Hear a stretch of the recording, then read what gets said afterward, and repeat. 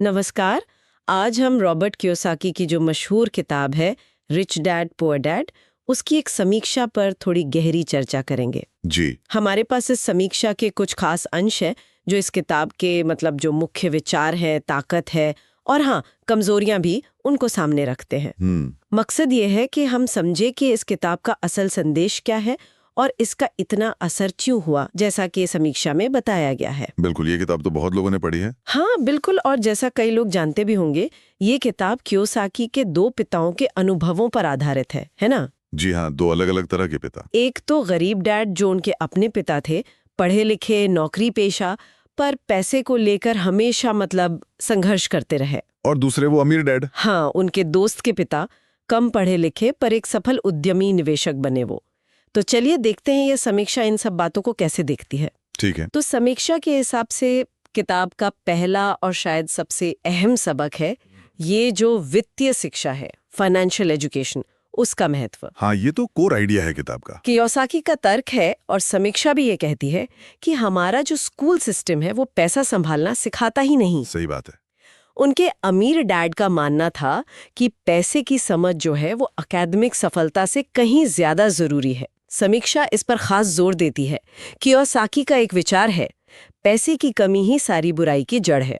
ये सुनने में थोड़ा अजीब लग सकता है, पर ये सोच पारंपरिक शिक्षा को सीधी चुनौती देती है। बिल्कुल। समीक्षा यही उजागर करती है कि ये सवाल खड़ा करता है कि भाई स्कूलों में क्यों नहीं सिखाते ये सब, और शायद इसी वजह से ये किताब इतनी चली, क्योंकि ये उस मुद्दे पर बात करती है जिसे अक्सर नजरअंदाज किया जाता है। सही कहा। अच्छा, फिर किताब का दूसरा बड़ा विचार जो समीक्षा में भी प्रमुखता से है, वो है एसेट्स बनाम लायबिलिटीज। जी, संपत्ति और देनदारी। कियोसाकी के आसान शब्दों में एसेट्स वो हैं जो आपकी जेब में पैसा डालें, जैसे किराए की प्रॉपर्टी हो गई या कोई निवेश जिससे डिविडेंड आए। हाँ।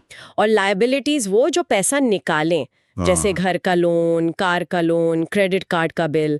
समीक्षा बताती है कि कियोसाकी लगातार आय देने वाले एसेट्स बनाने पर जोर देते हैं। और ये जो फ्रेमवर्क है ये समझने में बहुत आसान है। हाँ। आम आदमी एकदम से कनेक्ट कर लेता है। हाँ बिल्कुल। लेकिन यहीं पे समीक्षा एक आलोचना भी करती है। वो कहती है कि अकाउंटिंग के हिसाब से देखें हाँ। तो ये परिभाषा थोड़ी ज्यादा ही सरल कर दी गई है। अच्छा, कैसे? जैसे आप जिस घर में रहते हैं, अकाउंटिंग में वो एसेट हो सकता है, पर कियोसाकी के हिसाब से वो लायबिलिटी है, क्योंकि उसका लोन, मेंटेनेंस, वो सब जेब से पैसा निकालता है। हाँ, ये बात तो है। तो समीक्षा मानते हैं कि ये सरलीकरण समझने में तो ठीक है, हाँ। पर असल दुनिया की जो जटिलताएं हैं, उनको शायद पूरी तरह नहीं पकड़ता। दिलचस्प। अच्छा, फिर आता है वो चूहा दौड़ वाला कॉन्सेप्ट, रैट रेस। समीक्षा में भी इसका जिक्र है। जी हाँ, ये भी बहुत पॉपुलर हुआ। पढ़ो लिखो, अच्छी नौकरी करो, तनख्वाह लो, बिल भरो और बस इसी चक्कर में घूमते रहो। हाँ, कियोसाकी कहते हैं कि इससे लोग पैसे के गुलाम बन जाते हैं। और समीक्षा इस विचार को किताब का एक और प्रेरणा देने वाला हिस्सा मानती है।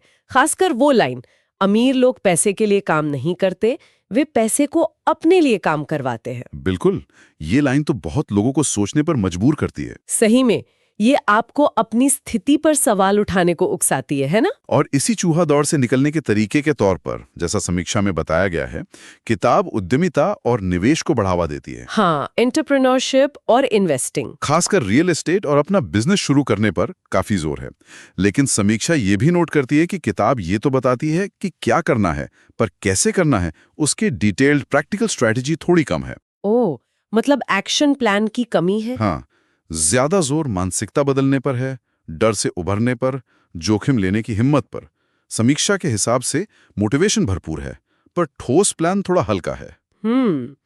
तो अगर हम समीक्षा के आधार पर किताब की ताकतों को देखें तो वो है इसकी सरल भाषा, सीधी बात, प्रेरणा देने वाला अंदाज जी। और ये जो आसान कॉन्सेप्ट्स हैं जिन्होंने लाखों लोगों को पहली बार पैसे के बारे में, निवेश के बारे में सोचने पर मजबूर किया। सही कहा, इसने दरवाजे जरूर खोले हैं कई लोगों के लिए। पर फिर आलोचनाएं भी हैं जिन्हें समीक्षा गंभीरता से लेती है। हाँ, जैसे व्यवहारिक सलाह की कमी जिसकी हमने बात की, और कहानियों की सच्चाई पर भी सवाल है। क्या वो अमीर डैड सच में थे या बस एक सिखाने के लिए बनाया गया किरदार? समीक्षा ये सवाल उठाती है कि अगर किरदार काल्पनिक है तो क्या उसकी सलाह पर पूरा भरोसा करना ठीक है? ये भी सोचने वाली बात है। फिर रियल एस्टेट और उद्यमिता पर बहुत ज्यादा फोकस है, जो शायद सबके लिए मुमकिन या सही ना हो।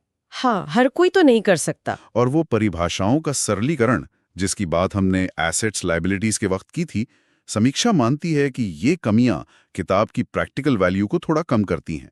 लेकिन इन सब आलोचनाओं के बावजूद, जैसा समीक्षा भी मानती है, ये किताब दुनिया भर में पर्सनल फाइनेंस की सबसे प्रभावशाली किताबों में से एक तो है ही। इसमें कोई शक नहीं। इसने अनगिनत लोगों को प्रेरित किया है आर्थिक आजादी के लिए, अपना कुछ शुरू करने के लिए। इसका कल्चरल इम्पैक्ट तो बहुत बड़ा है। बिल्कुल, समीक्षा का निचोड़ भी यही है कि ये किताब उन लोगों के लिए एक अच्छी शुरुआत है जो पैसे को लेकर अपनी सोच बदलना चाहते हैं, खासकर युवाओं के लिए या जो फाइनेंस में नए हैं। हाँ, माइंडसेट पर तो गहरा असर डालती है। जी, लेकिन जिन्हें निवेश की ठोस तकनीकी जानकारी चाहिए या अपनी पर्सनल सिचुएशन के हिसाब से सलाह चाहिए, उन्हें सिर्फ इस पर निर्भर नहीं रहना चाहिए, उन्हें और भी स्रोत देखने होंगे। शायद इसीलिए समीक्षा ने इसे 5 में से 3.5 रेटिंग दी है। मतलब नींव के लिए अच्छा, पर पूरी इमारत के लिए काफी नहीं। हाँ, कुछ ऐसा ही कह सकते हैं। तो इस पूरी चर्चा का सार क्या है?